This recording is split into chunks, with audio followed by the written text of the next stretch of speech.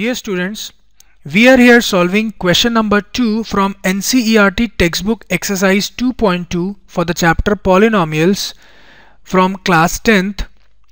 Let's see the question. The question says, find a quadratic polynomial each with the given numbers as the sum and product of its zeros respectively.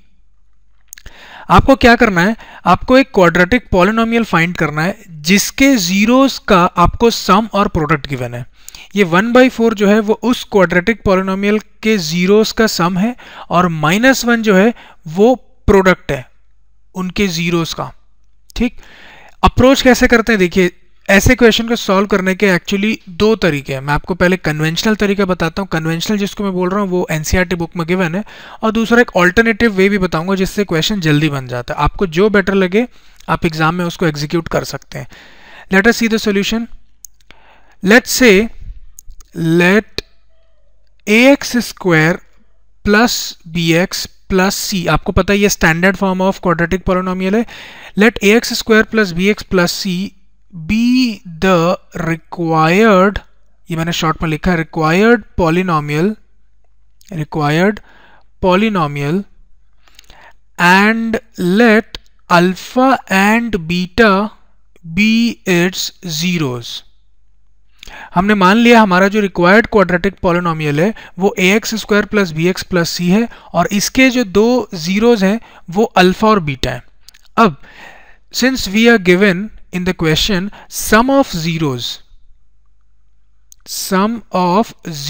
ये हमको given है as 1/4. पहली value हमेशा क्या है आपका, सम of zeros. Question में देखिए पहले सम गिवन है और बाद में प्रोडक्ट गिवन है. Sum of zeros equals to 1/4, that is alpha plus beta is equal to 1/4. क्योंकि मैंने जीरोस को अल्फा और बीटा लिया तो उनका सम 1/4 गिवन है. और आपको मालूम है अगर आपका क्वाड्रेटिक पॉलिनोमियल इस फॉर्मेट में है ax square plus bx plus c, तो सम ऑफ जीरोस जो होता है वो माइनस b बाई a होता है. इसका मतलब minus b by a is equal to 1/4. Let's call it as equation number 1.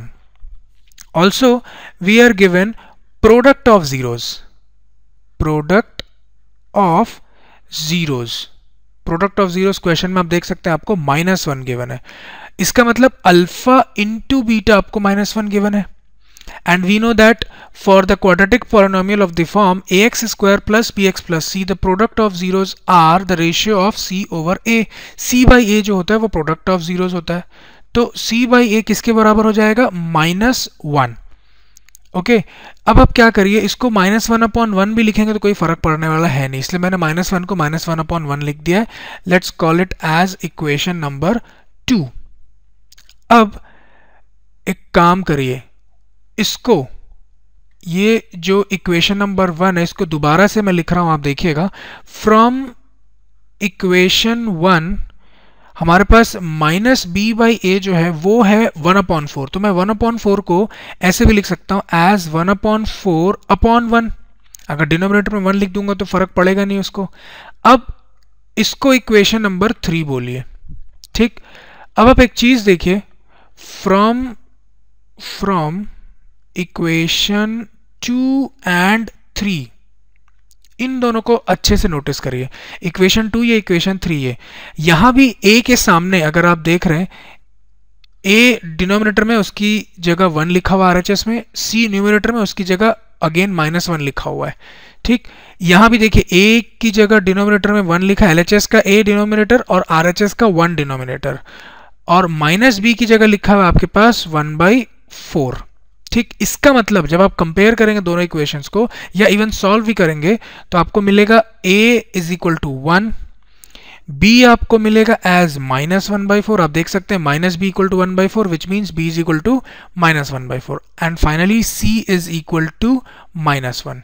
ठीक, ये दोनों डिनोमिनेटर में a की जगह 1 लिखा हुआ है तो हमने a को 1 ले लिया. -b equal to 1/4 gives us as b equal to -1/4 and c equal to -1, ये हमने ले लिया. तो जब आपको a, b और c तीनों पता चल गया है, अब क्या करना है, ये इधर देखिए, इसको हमने रिक्वायर्ड क्वाड्रेटिक पॉलिनोमियल समझा था, तो बस इसमें a, b और c की वैल्यू सब्स्टिट्यूट करनी है. उसको भी मैं लिख देता हूं, substituting a, b and c in the polynomial ax square plus bx plus c we have, जब आप वैल्यूज पुट करेंगे a की जगह आपको 1 पुट करना, तो ये हो जाएगा 1x स्क्वायर प्लस b की जगह आपको -1/4 पुट करना है, -1/4 इंटू एक्स प्लस c की जगह आपको पुट करना एज -1, ये -1 लिखा हुआ है। फाइनली अब आप देखिए 1 into x square is what, x square plus into minus minus हो जाएगा 1/4x प्लस माइनस अगेन -1। तो फाइनली ये जो हमारे पास आया क्वाड्रेटिक पॉलिनोमियल, क्योंकि आप देख सकते हैं जो x की हाईएस्ट पावर यहाँ पे 2 दिखेगी आपको, जो x का हाईएस्ट डिग्री है या पावर है वो कितना है 2, तो इसलिए ये क्या है आपका क्वाड्रेटिक पॉलिनोमियल। तो ये आपका रिक्वायर्ड क्वाड्रेटिक पॉलिनोमियल जिसके सम ऑफ जीरोस और प्रोडक्ट ऑफ जीरोस आपको गिवन थे क्वेश्चन में। ठीक, मैंने आपको पहले ही बोला था क्वेश्चन को सॉल्व करने के 2 तरीके हैं, तो ये मैंने इसको कन्वेंशनल तरीका माना है। एक और ऑल्टरनेटिव वे बता रहा हूँ जिससे आंसर जल्दी आ जाएगा। ठीक, देखिए क्या कर सकते थे, यहाँ पे मैं सॉल्व करता हूँ ऑल्टरनेटिव तरीका। ठीक, ऑल्टरनेट, जब कभी भी आपको किसी क्वाड्रेटिक पॉलिनोमियल का sum of zeros and product of zeros अगर नोन हो तो आप डायरेक्ट इसको यूज कर सकते हैं। आपका पॉलिनोमियल हो जाएगा k times of x square minus sum of zeros, actually bracket में लिखना चाहिए, sum of zeros into x plus product of zeros, ये भी ब्रैकेट में। ठीक, मैं शॉर्ट में अगर लिखूं, ये स्क्वायर ब्रैकेट एंड कर दीजिए, मैं शॉर्ट में अगर लिखूं इसको तो k into x square minus s x where s is sum of zeros plus p where p is product of zeros. अब आपको सिर्फ वैल्यूज पुट करने, देखिए ये k into x square as such minus sum of zeros कितना given है आपको, देखिए 1/4, तो ये हो गया 1/4 into x plus product of zeros कितना गिवन है आपको एज -1, तो plus of -1। Now k into x square minus x/4 या 1/4x भी लिख सकते हैं आप, प्लस माइनस -1। अब आप क्या करिए, जब आप k की वैल्यू 1 अगर सब्स्टिट्यूट करते हैं, if k is equal to 1, तो आप देख सकते हैं ये पॉलिनोमियल आपका ट्रांसफॉर्म हो जाएगा एक्स स्क्वायर माइनस x/4 -1, और यही क्वाड्रेटिक पॉलिनोमियल आपने यहाँ पे देखिए ये डिटरमाइन किया एक्स स्क्वायर माइनस 1/4 -1। तो सेम आप देख सकते हैं दोनों को। एक काम और कर सकते हैं आप यहीं पे, अगर मैं इसको नीचे लिखता हूं अलग से, अगर मैं इसको, ठीक है मैं फिर से लिख रहा हूं k into x square minus x/4 -1, यहां पे मैं अगर एलसीएम लूं 4 का, तो ये बन जाएगा 4x square minus x minus 4 upon 4। ठीक, अब अगर मैं k की वैल्यू 1 पुट करता हूं, k यहाँ पे है क्या एक्चुअली, k एक नॉन जीरो नंबर, एक रियल नंबर है k यहाँ पे, और एक कांस्टेंट है वो। k की वैल्यू अब अगर मैं यहाँ पे 4 सब्स्टिट्यूट करूंगा तो ये k का वैल्यू 4 और डिनोमिनेटर का 4 कैंसिल हो जाएगा, आप देख सकते हैं। If k is equal to 4, तो 4 कैंसिल होने के बाद आपको क्या मिलेगा, 4x square minus x minus 4।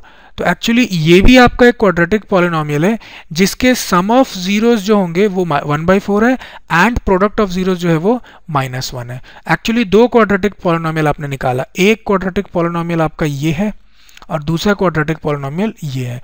तो हमने 2 तरीका कौन सा लिया था आप देख सकते हैं, एक सम ऑफ जीरोस और प्रोडक्ट ऑफ जीरोस जो हमको कोएफिशिएंट वाला फॉर्मूला पता -b/a और c/a, इससे मैंने निकाला।